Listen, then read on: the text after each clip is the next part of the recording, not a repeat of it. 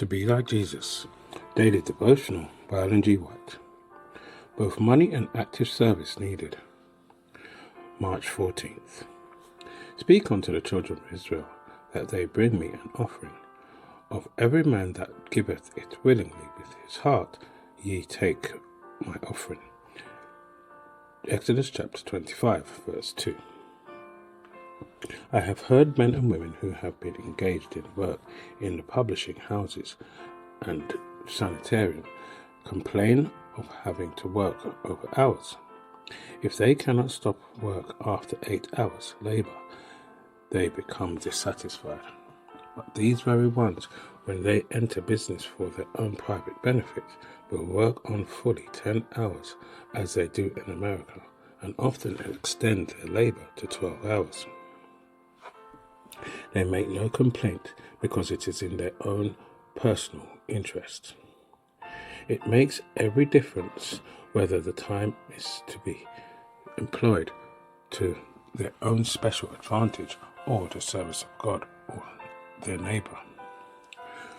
Willing service in saving the means that is so limited is more satisfactory than hoarding means. With the right motivation in view, such time would be reckoned as devoted to the service of God. This definite work for God in building, in planting, in reaping harvest, or any line of work will cost considerable thought and labour, but it pays. God will multiply the resources. He will help in producing the means. Many are already working in this line and have always done so. The devotion of time to God in any line of work is a most important consideration. Some can use the pen to write a letter to some far-off friend. By consecrated personal labour, we may in many ways do personal service for God. Some think that if they give a portion of their money to the cause of God, this is all that they are required to do, and the precious time given them of God, in which they do hours of personal service for Him, pass by unimproved. It is the privilege and duty of all who have health and strength to render to God active service.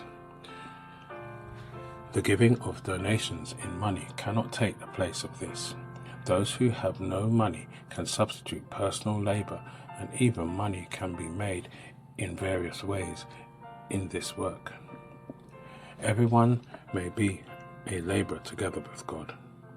The hours which have been usually spent in recreation that has not rested or refreshed either body or soul may be spent in seeking to help some poor soul who is in need of help, in visiting the poor, the sick and the suffering.